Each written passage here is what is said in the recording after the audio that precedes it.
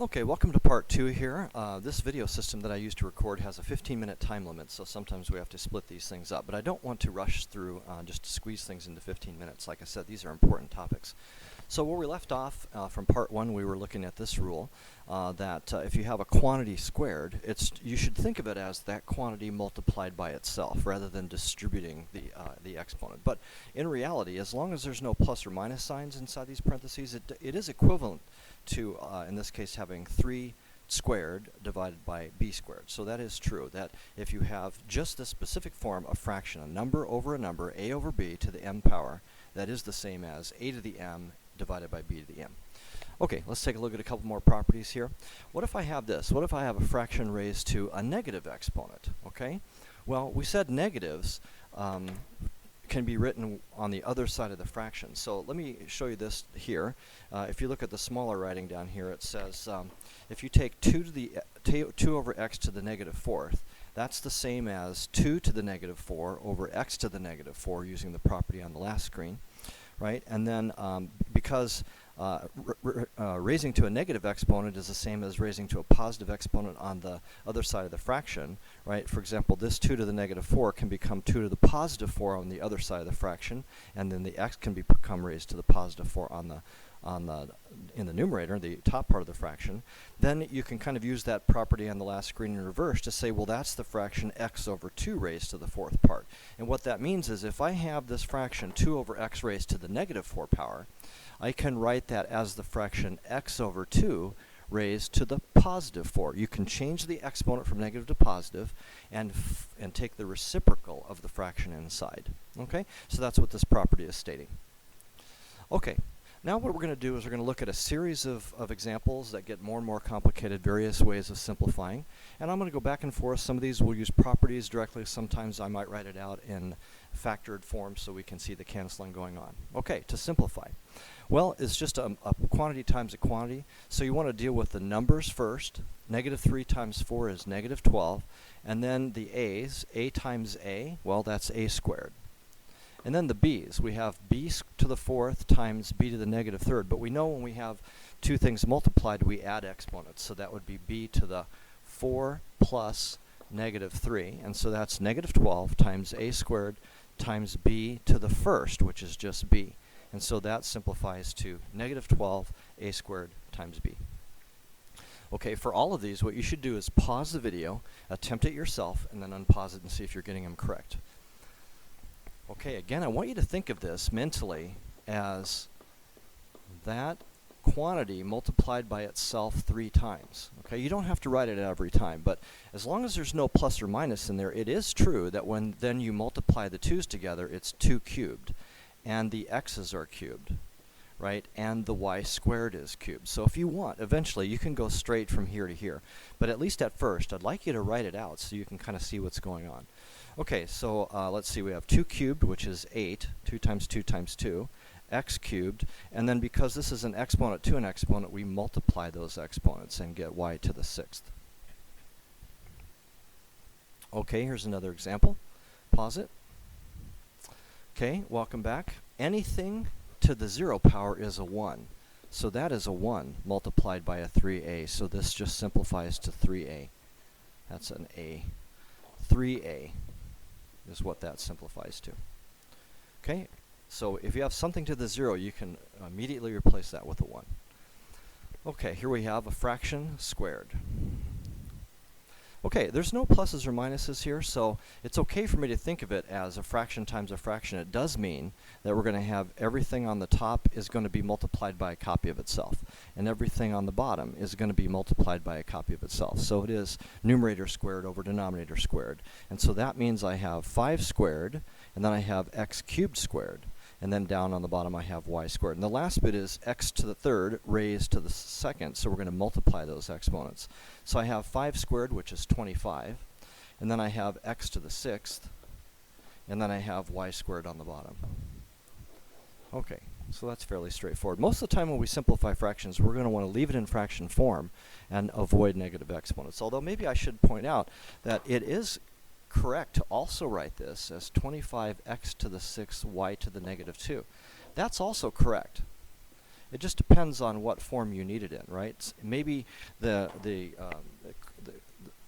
explanation for the problem would say rewrite using exponents and not in fraction form. If that was true, you'd write this red expression. But if it said simplify and have no negative exponents, then you'd want to leave it in the blue form here, where you have only positive exponents. Okay, 1 over 3 to the x to the negative 2. Okay, what you should do probably is have no negative exponents here, so we can move this to the other side of the fraction and make it a positive 2. That would really be all we would have to do there to simplify. Okay, let's take another example. Pause it, give it a try. All right, we're going to deal with numbers first. Let's see. I'm going to do the factoring method here on this one, just because I like this for canceling. What do we have here? On the top, we have something that's equivalent to 3 times 4. And then I have an a cubed. Actually, you know what I'll do? If I do factoring, let me get everything in terms of positive exponents first. So I'm only going to write things with positive exponents. I have a b. Now, this a to the minus 2 on the bottom, I'm going to move to the top of the fraction and make it positive. And the b to the negative 4 power in the numerator, I'll move to the denominator and make it positive 4. All right, let me combine now. I have 12a to the 5th, and I have 4b to the 5th. Okay. Wow, if I did that, right, there's no canceling except for what's going on with the 12 and the 4. So let me write that one more time. I'm just going to copy what's there.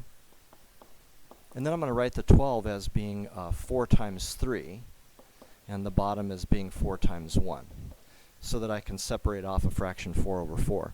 That cancels, leaving 3a to the 5th over b to the 5th, 1 times b to the 5th. Okay, 3a to the 5th over b to the 5th.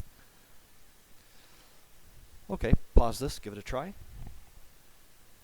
All right, what I see is something, a fraction, whole fraction raised to a negative exponent. The first thing I would do is convert that to a positive exponent, and that means I get to take the reciprocal of what's inside. And right there, I think it's as simplified as we want it to be. Oh, not quite yet. We should get rid of the squared, right? What that means is everything on the top is squared, and everything on the bottom is also squared. So on the top, I have y squared, and on the bottom, I have a 3 squared, but then I also have the x squared squared. So I have y squared over 9, x to the 4th. There, that's as simplified as we can make it. So I would get rid of the negative exponent first by taking the reciprocal of the fraction and changing it to a positive exponent. Okay, how many more do we have here? 1, 2, just 2 more screens. Okay, what do we have here? Maybe give this a try. Let's do this one with properties.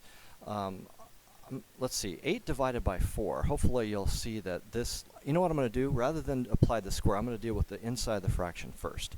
So let me write this 8 as 4 times 4 so that you can see that the 4's cancel. I'm sorry, 4 times 2. So you can see that those cancel, right? This 8, this is a 2 times a 4, and the 4's are canceling, leaving a 2. Okay, so what I have is I have 2 x to the 5th, y to the 7th over x to the 9th, y to the 4th squared. All right, let's use properties this time to cancel. So on the inside of the fraction, right, I've got 2. Then I have x to the 5 minus 4, right, numerator minus denominator, times y to the 7 minus 4. And then all of that is still squared. So we have 2 x to the negative 4, right, y to the positive 3 squared. Would you agree?